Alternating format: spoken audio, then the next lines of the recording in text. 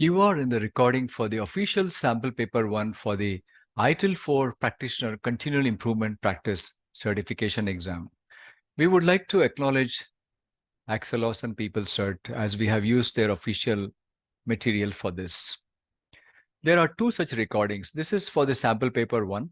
We also have a similar recording for the sample paper 2.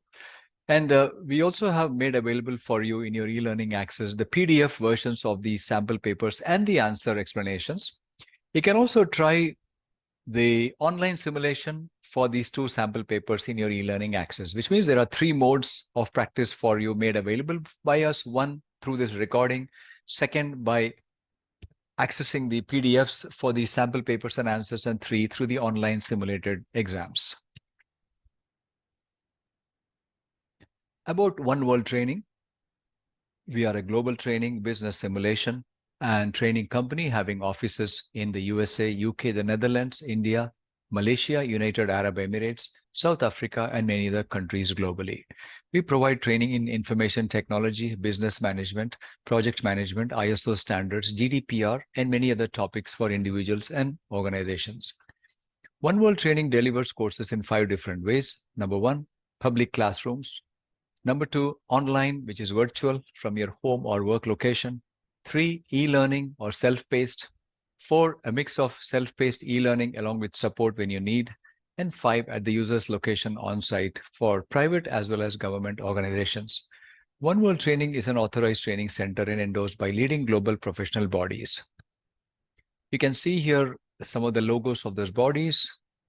For example, PeopleCert, PMI, IASSC, the International Association for Six Sigma Certifications, EXIN, and then we have the Gaming Works Business Simulation, etc.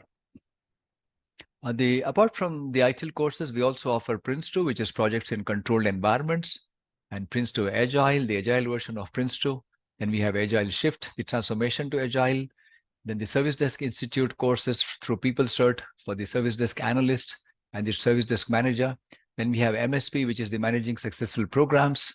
Then we have the PeopleCert specific certifications such as Dev Skills, DevOps, Scrum, Lean IT. And of course, as mentioned before, we have the IASSC, the PMI, EXIN, those certifications as well. We are also an AXELOS certified consulting partner for performing assessments of organizations' ITIL capabilities and project program and portfolio management capabilities.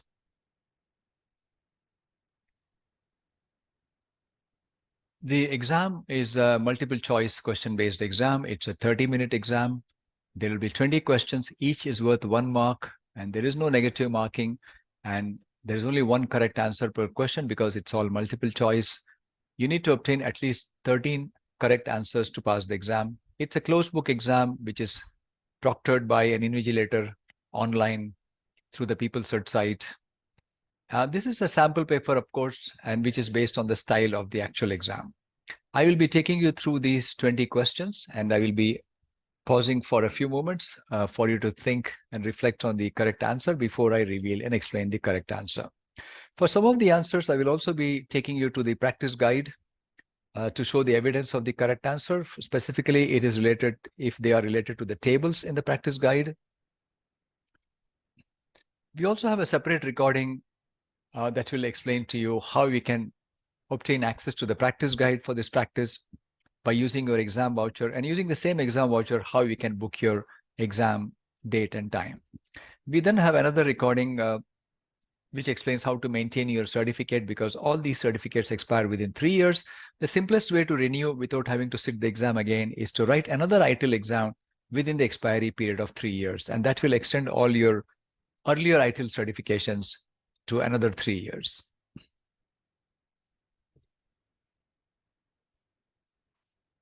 So here we are with the first question, and that is, what is the purpose of the continual improvement practice? A, understanding the interest levels of the organization's customers for increased value co-creation. B, ensuring that services continue to provide value when the organization's priorities change.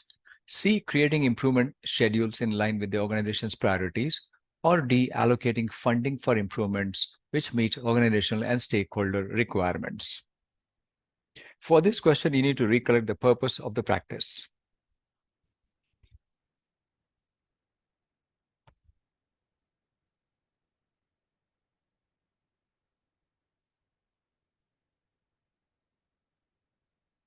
Usually in such questions, some of the options may relate to the practice success factor or a process or an activity or something else rather than the purpose.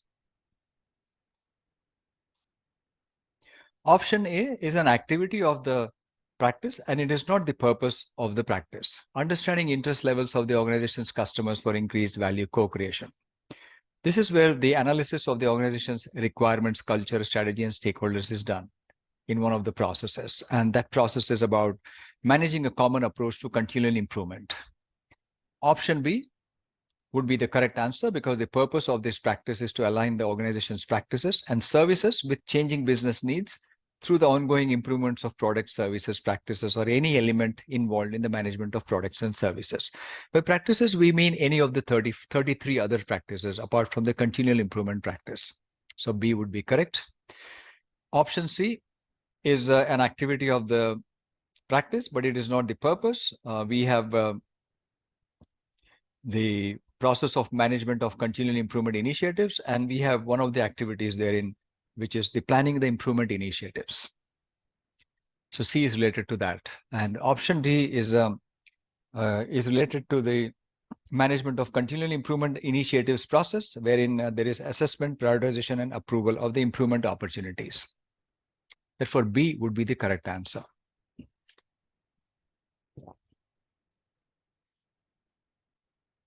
We move on to the next question. Number 2, which component of the continual improvement practice best helps to align improvements with the organization's priorities? A, knowledge management automation, B, continual improvement model, C, continual improvement register, or D, data analysis automation.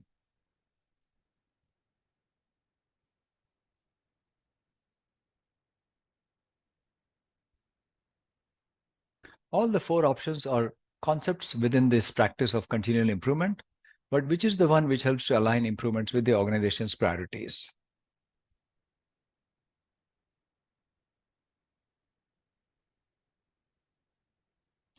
If you recollect the continual improvement model, it provides a high-level guidance that supports improvement initiatives.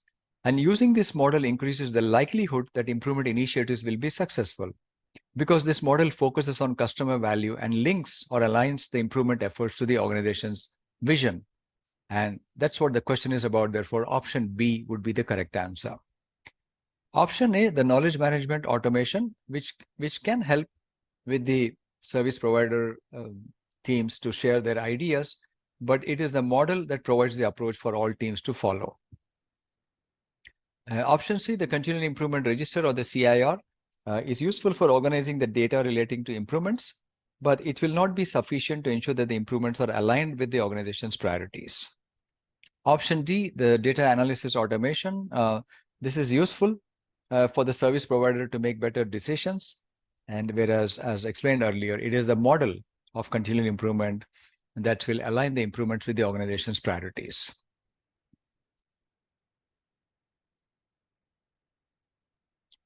Number 3, an organization wants to ensure effective and efficient improvement across the organization. What is a metric for this? A, the percentage of improvements which were implemented on time. B, the percentage of teams in the organization which contributes to improvement ideas. C, the percentage of team members who know and follow the organization's procedures for improvement. Or D, the percentage of teams which give positive feedback on the improvement initiatives. The question is about one of the practice success factors, which is about ensuring effective and efficient improvements across the organization. The other practice success factor is related to the establishing and maintaining the approach for improvements.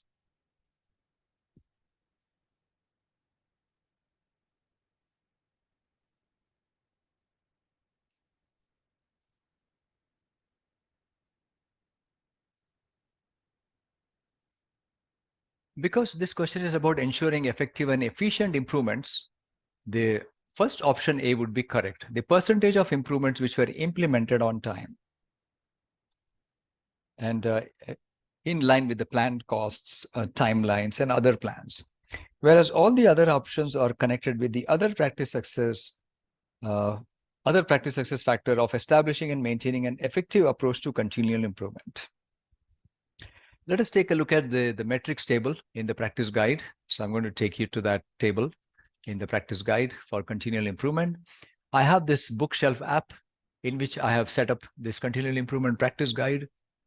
The other way to access the practice guide is through your PeopleCert account. However, for that, you need to be connected to the network.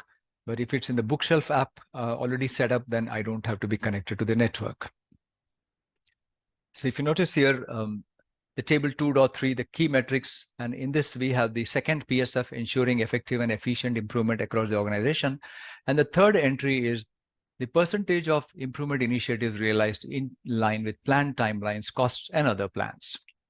Therefore, the answer that we selected earlier was the correct answer. And all the other entries, you will see them in that same table against the other PSF related to the approach for improvement.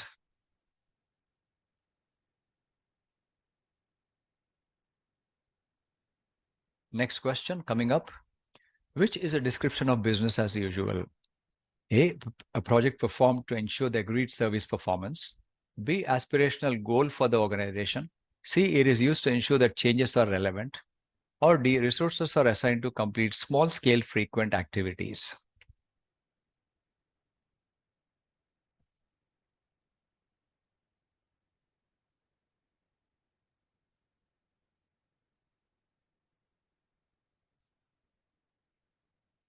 Let us recollect the meaning of business as usual. It is a repeatable routine tasks that can be carried out by people with appropriate technical skills without needing to be managed as a project.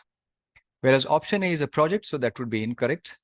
Option B, the aspirational goal for the organization, is called a vision, which is a brief description of a future state to which all parts of the organization and its value network are required to contribute. And option C, it is used to ensure that changes are relevant. This is also a characteristic of a vision because all improvement initiatives need to cascade from the organization's vision. Any improvement that is not contributing to achieving this vision in some small way, then the change is probably not useful.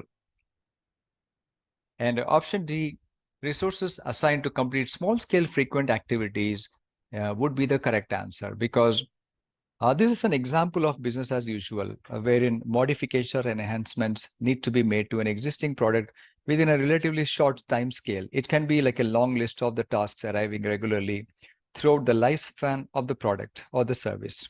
And there may be an established team dedicated to this work.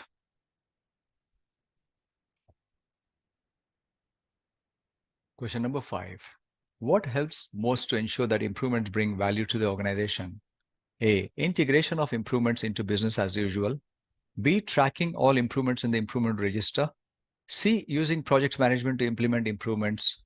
D, aligning improvements with the organization's vision.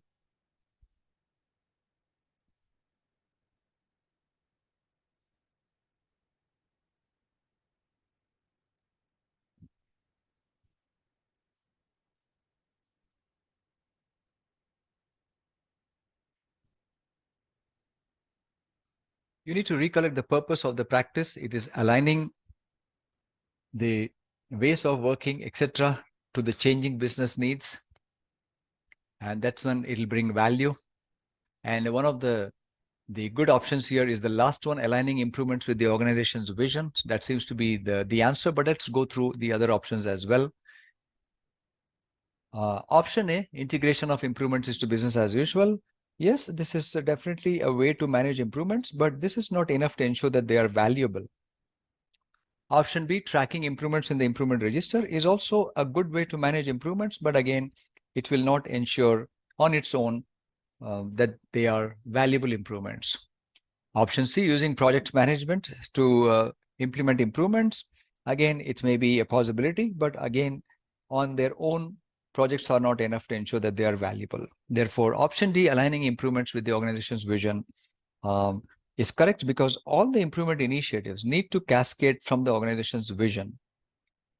Any improvement that is not contributing even in a small way to this vision then the change is probably not necessary or useful, meaning that improvement is not necessarily useful. Question number 6. A continual improvement coordinator wants to share the procedures for logging improvement suggestions and managing their life cycle. Where this should information be documented? A, in a continual improvement approach, B, in a continual improvement register, C, in an improvement record, or D, in an improvement plan.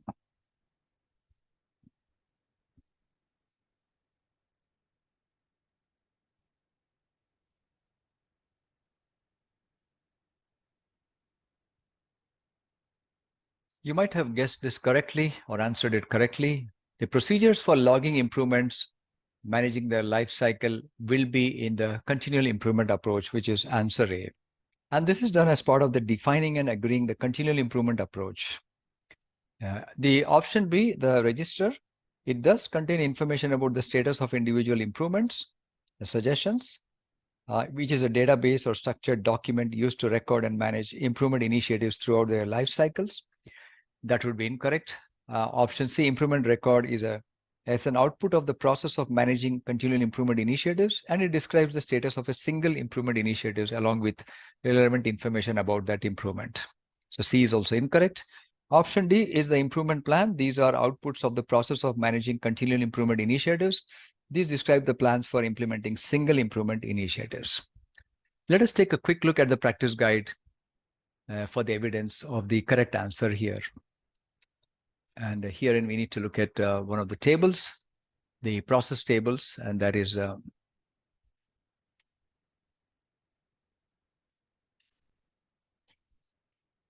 table 3.1 would be the correct one. And let me take you to the table 3.1. And you see here the various activities of managing a common approach to continual improvement, wherein the first, second, the third one, define and agree the continual improvement approach. This is the activity within this process wherein the procedures for logging, etc., would be defined and agreed. Therefore, answer A is correct. Number 7, a continual improvement coordinator has logged an improvement suggestion and is now creating a business case to justify the investment needed. What is the most important factor to consider when deciding how much detail is needed in the business case? A, the project management approach used by the organization. B, the resources required to implement the improvement initiative. C, the risk of not carrying out the improvement. Or D, the likely benefits that the improvement will create.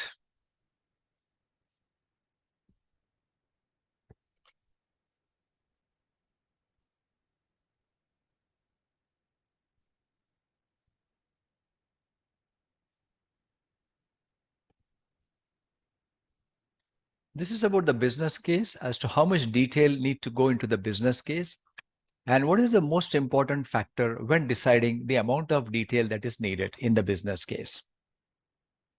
When logging an improvement suggestion and creating a business case for that to justify the investment for that improvement. Now, all these 4 options are quite valid to be detailed in the business case, but 4 options are it's possible that some of these options are actually the detail in the business case, but one of them is the actual factor that influences the amount of detail needed in the business case. And the detail needed in the business case depends on the size of the improvement initiative, not the project methodology as in nor the risk of not carrying out the improvement, nor the likely benefits that the improvement will create. Even though the project management approach, the risks and the benefits should go into the business case. So therefore, option B, the resources required to implement the improvement initiatives, gives an indication of the cost and effort of the improvement initiative. So the detail needed in the business case depends on the size of the improvement initiative, not the project methodology being used. Larger initiatives will need to engage formal project management or change enablement methods and techniques to be realized. For the improvement to be realized, that is. Let's take a look at the practice guide to find some evidence of the correct answer. And for this, I will take you to table 3.4, which is a process table. This is the process of managing the continual improvement initiatives. And herein we see The second activity, assessing, prioritizing, and approving improvement initiatives. And herein, if you look at the fifth paragraph, the detail needed in a business case depends on the size of the improvement initiative, not the project methodology being used. So, and therefore, that answer was correct that we picked up earlier, option B. Question number 8. A large improvement project is being delivered as a series of incremental steps with feedback at each step to ensure it is still on track. When should the project team capture and document the lessons learned during the project? A, when the project is planned and approved. B, when the value from the improvement is confirmed. C, when the business case for the project is ready. Or D, when every iteration is reviewed and evaluated.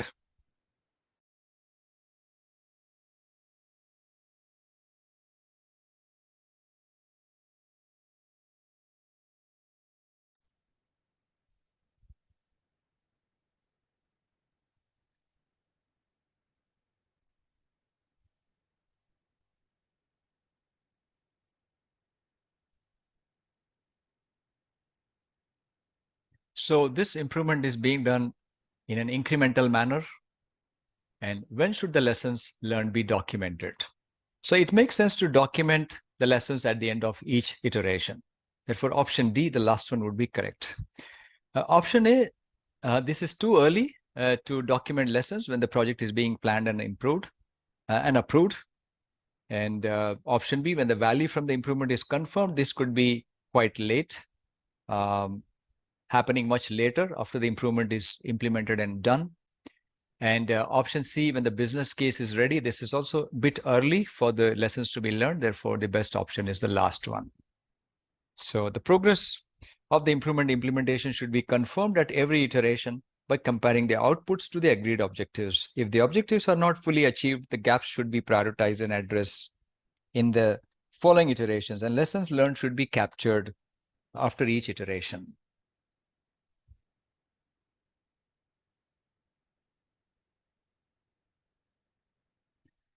Therefore, option D remains the correct answer. We can also take a look at the evidence in the practice guide just to be sure about that. And I will take you to the same table 3.4 activities of the management of continual improvement initiatives. And but I need to scroll down a little bit to the last activity, and that is measuring and evaluating improvement initiative results. And herein we see the second paragraph, the progress of the implementation should be confirmed at each iteration by comparing the outputs to the agreed objectives. If the objectives are not fully achieved, gaps should be prioritized and addressed in the following iterations. Lessons learned should be captured after each iteration.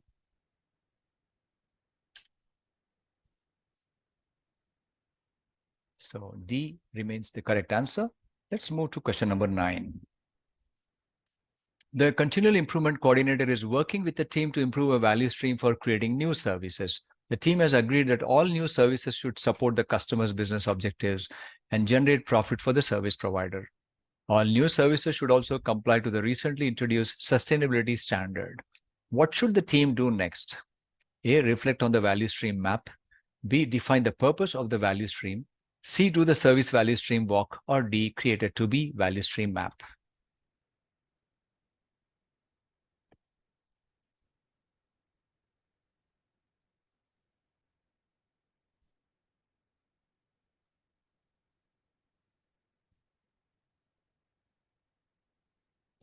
If you recollect the value stream analysis, there are 6 steps. The first step is to define the scope of the value stream, meaning identify what the value stream is about, any specific product or service or customer, consumer.